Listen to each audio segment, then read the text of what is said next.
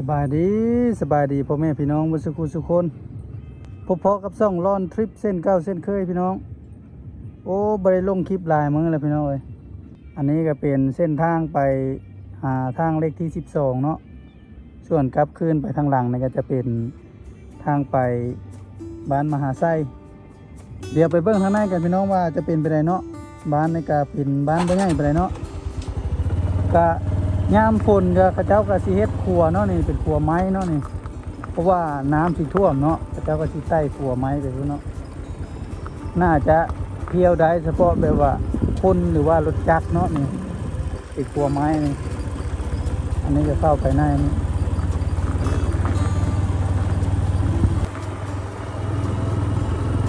ก็เข้ามากับบ่ไก่พี่น้องเลยนี่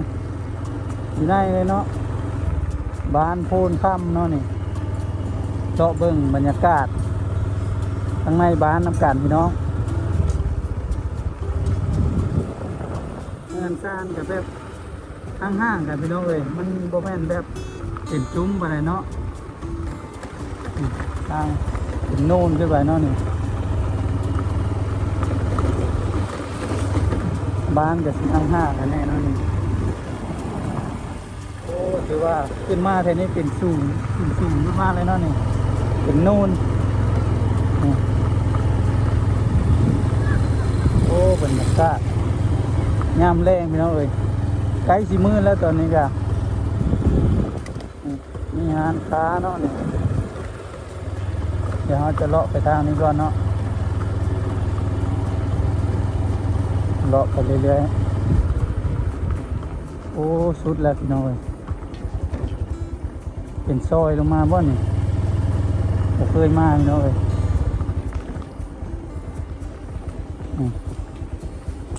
โอ้เป็นซอยเลาะบ้านนี่ลึกลับขนาดแทนคิดว่าทางสุดเนาะ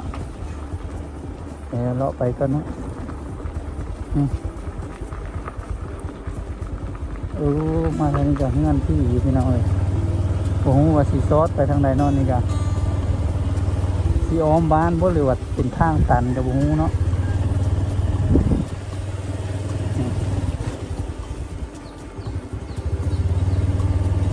น่าจะเป็นทางตันเราเดี๋ยวเลาะไปเรื่อยๆเนาะตันไม่ต้องเลาะไปก่อนเนาะนี่โอ้งัวปึ๊บ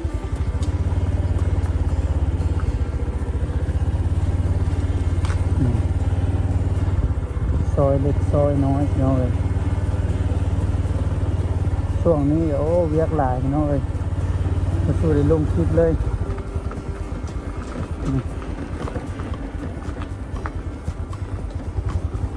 โอ้กวางเถิบหน่อยว่ามันกวางนะ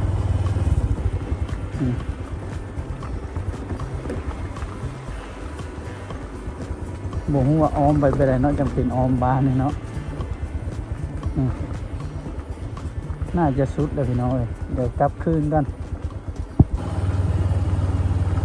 บ่มีเส้นทางแบบอ้อมบ้านพี่น้องแบบเป็นแง่ไปแง่เล่าเนาะก็มีแต่เลาะเบิ้งประมาณนี้ครับพี่น้องอันทั้งในนี่ผมว่ามันอย่างเนาะเป็นโรงงานมันอย่างเนาะพระเจ้าเอาสังกะสีอ้อมไปเลยมาท่านี้กับปุรีชุดบ้านเนาะโอ้เป็นโฮงจักพี่น้องมาคนนี้กับชุดเนาะเป็นโฮงจักง่ายเนาะทางในนี่แต่ตัวนี้ก็จะเป็นจะเขาเอิญอย่างเนาะเป็นเงินไม้เนาะมาแต่ตัวนี้จะชุดเลยบ้านนี่เนาะอันนี้น่าจะเป็นบ้านพักกองกันคนที่มาให้เรียกอยู่ห้องงานพี่น้อง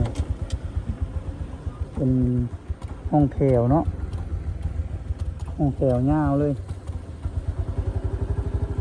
อันนี้เป็นโรงงานปรุงแต่งไม้พี่น้องตอนนี้น่าจะปิดเนาะน่าจะปิดได้หลายปีแล้วเบิ่งนี่โบมันหนทางมัน16เนาะนี่แต่จะประมาณนี้พี่น้องเลาะเบิ่งกัน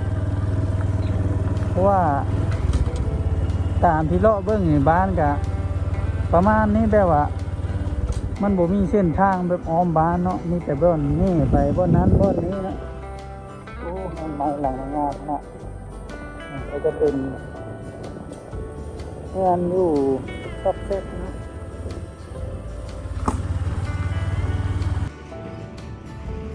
มาเบิ่งขัวไม้เนี่ยกันเนาะพี่น้องนี่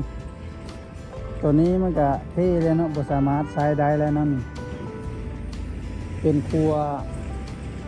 น่าจะแปลว่าย่ามฝนเนาะพระเจ้าสีน้ำมันสิท่วมเนาะแถวนี้น้ำหลายนัดย่ามฝนมาน้ำท่วมไปเลยพระเจ้าก็จะใช้ครัวนี้เนาะแต่ว่าช่วงฮอดประมาณเดือน6พระเจ้าก็น่าจะแปลงใหม่เนาะนี่จูงได้พี่น้องเอ้ยประมาณ3 เมตรพอเลยเนาะไซส์ได้ก็น่าจะเป็นรถจักรกับคนเนาะรถไถบ่สามารถไซส์ได้พี่น้องเอ้ยเลาะมาเนาะนี่ตอนนี้เขาก็ออกมาจากบ้านโพนค่ำแล้วก็เดินทางออกไปลักพกเนาะออกไปสู่ตัวเมืองมหาไซเส้นทางนี่โอ้พี่น้องเอ้ยถ้าฝนตกนี่แห้งโหดพี่น้องเบิ้งเส้นทางคลิปก้อนนี่มันค่อยใส่กันสั้นเนาะคลิปนี้จะบริใส่กันสั้นเดี๋ยวจะให้เบิ้งเส้นทางเนาะโค้งสั้นยึกๆเลยการสั้นโทรศัพท์เนี่ยเอาไปยู่เลยพี่น้องเส้นทางถือว่าโหดอีหลีบ่แน่ใจว่าเพื่อนจะเฮ็ดทางต่อจากบ้านมหาไซออกไปหาลักพกหรือว่ากับบ่แน่ใจเนาะปีนี้แต่คือตอนนี้แม่นเพื่อนเฮ็ดจากโรงงานซีมั่งหรือมาฮอดภาษาบ้านมหาไซแล้วเนาะสำเร็จแล้วตอนนี้ย่างจะบ่หลายเนาะย่างน้อยนึงย่างแต่แบบว่าที่จะพวกทางเว่บ้านนั้นบ้านนี้ตามซอยที่เนาะส่วนเส้นทางลักนี่แม่นที่แล้วนี่เล่นไว้บ่ได้พี่น้อยอันตรายปุ่มใหญ่ปุ่มน้อยเนาะถ้าไปบ่ลืมทางนี่เล่นไว้บ่ได้รถอาจจะเพได้เนาะเบิ่งปุ่มเนาะปุ่มใหญ่รถค่อยนี่มาช่วงก้อนนะเนาะยางหัวไปเบิด2เลยพี่น้องเลยได้เปลี่ยนยางเบิดทั้งหน้าทั้งหลังเบิดเงินไป600,000 ปลายตะกะโตมาหมู่ยืมพี่เนาะน้อยนึงไปเที่ยวเดียวเนาะโตนปุ่มเบิดเลยโกบโซ่ย่อไปเลยเนาะทางลุ่มถ้าค่อยไปค่อยมากอะก็เป็นยังเนาะได้อยู่รถผู้ใดแบบสปริงดีเนาะจะชักแน่ถ้าชกดีอย่างดีเนาะเบิ่งกลุ่มเนาะหลาย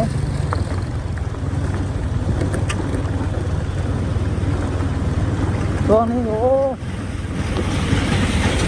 เป็นฤดูจักกั้นพี่น้อยจักกั้นห้องหลายนะตอนนี้ก็กลางเดือน3แล้วเนาะสิฮอดเดือน4แล้ว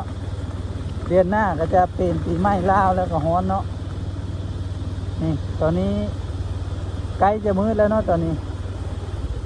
เดี๋ยวพาพี่น้องเลาะเบิ่งเลาะชมเส้นทางเขต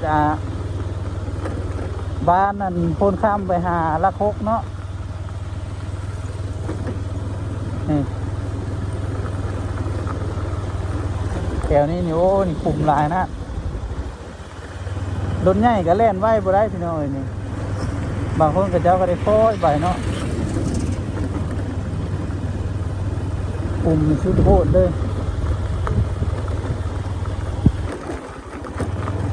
นี่เพศนี้จะเป็นน้ำมันเนาะนี่ปลาน้ำมันเพศนี้นี่ถือว่าถ้าที่เดินทางไปใช้บัวทองนี่ต้องใช้น้ำมันในนี้เนาะจังไปเพื่อป้องกันไว้เนาะป้องกันน้ำมันเบิดเพราะว่าห้างไก่เนาะปลาน้ำมันเพศนี้ฮะมันไก่เพื่อที่ฮอดปั๊มแต่นี้ไปหามหาไส้นี่บ่มีเลยพี่น้องเลยต้องได้ไส้แต่นี้ไป แต่ว่าเขตนี้ไปหาลักหกไปหาเส้นทางเลขที่2ก็มีปั๊มหลายเนาะเพราะว่าเป็นเขตไปสู่ตัวเมืองนี่เท่ากับที่เว่เลี้ยวขวาเนาะ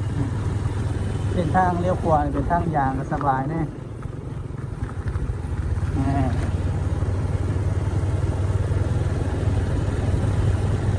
เส้นทางมีคนไซส์อยู่พี่น้องเลยมันง่ายเนาะมันทางโบเก้เป็น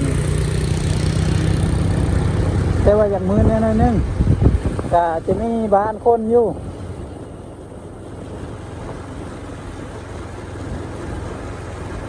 เห็นนี่โอ้ตักได้พี่น้อยเป็นบ้านน่าจะกระเจ้ามาอยู่ไม่เนาะนี่แต่มีเฮือนคนอยู่แต่ว่าเป็นแบบห้างๆแน่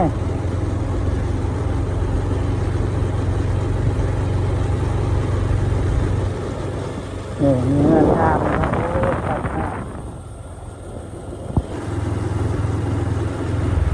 เบิ่งวิวทางหน้าพี่น้องงามครับนี่แต่นี่ก็จะเป็นบ้านเฮือนคนหลายอยู่เนาะนี่ถือว่าแล่นสะดวกเลยพี่น้องเส้นนี้ฮะ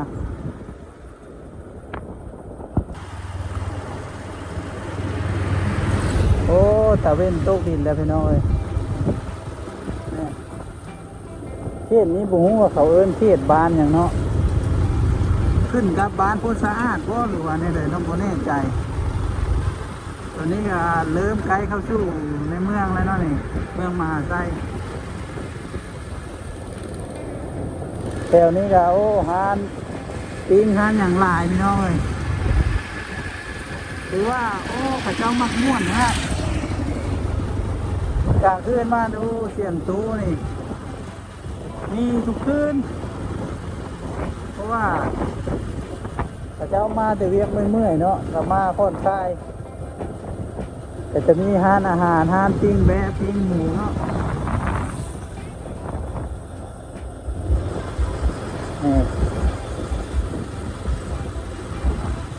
เส้นทางแถวนี้ดีอยู่พี่น้องเลยมาฮอดนี้กับฮอดในตัวเมืองมหาไซเลยพี่น้องเอ้ยสังเกตว่ามีสี่แยกเนาะนี่สี่แยกจะมีลายบ้อนขนาดพี่น้องเอ้ย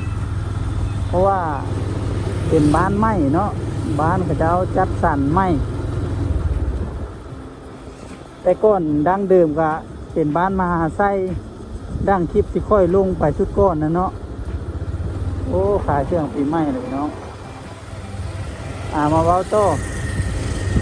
คลิปก้อนนะแม่นเป็นบ้านลักๆเลยเนาะเมืองบ้านมหาไซเนี่ยเป็นบ้านเก่าแก่เลยจากนั้นข้าเจ้าก็ขยายออกมาเนาะออกมาอยู่ปีใหม่มาเป็นเฮือนในซ่านพี่ปักลักปักฐานพี่เนาะก็เป็นในเมืองเลยเนาะอยู่พี่คนก็มาอยู่ทางพี่ร้ายไปนี่ทางนี้เป็นในเมือง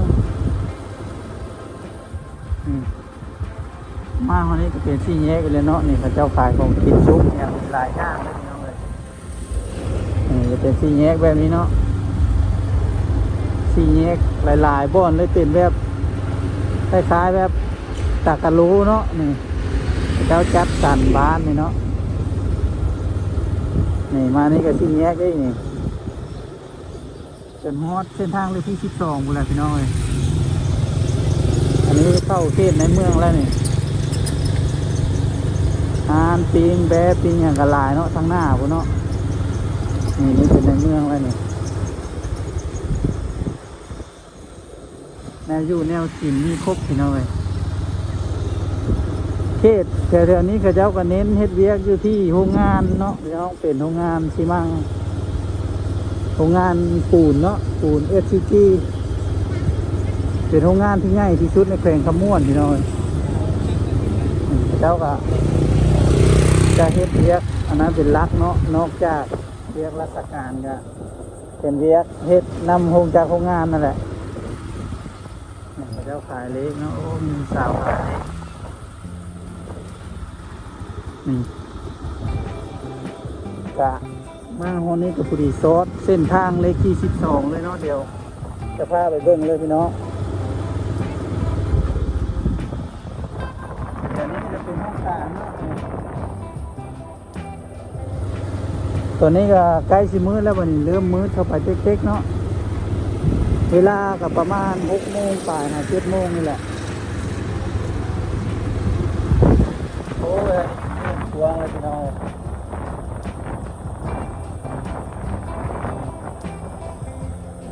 โอ้เนาะเส้นทางเลขที่12อยู่ข้างหน้าไปเลยเนาะ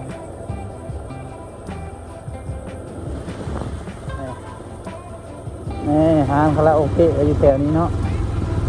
สำหรับผ่อนคลายแห้งกายแห้งใจเนาะนี่เป็นสิหาซินดาพี่น้องเอ้ยทีแล้วนี่ห้างคาราโอเกะอย่างทีแล้วนี่เขาก็ฮอดเส้นทางใหญ่ทางเล็กที่12ลงไปนี่ก็จะเปลี่ยนไปท่าแขกเนาะนี่เลี้ยวขวามันนี่ก็ไปยมราชหน้ากายท่าลั่งเนาะพูดแหละไปฮอดลักซาวพูดแหละเนาะนี่เป็นร้านกินดื่มเนาะก็ถือว่าเป็นอีกเมืองหนึงพี่น้องเลยที่มีความสวยงามงามแรงเนาะนี่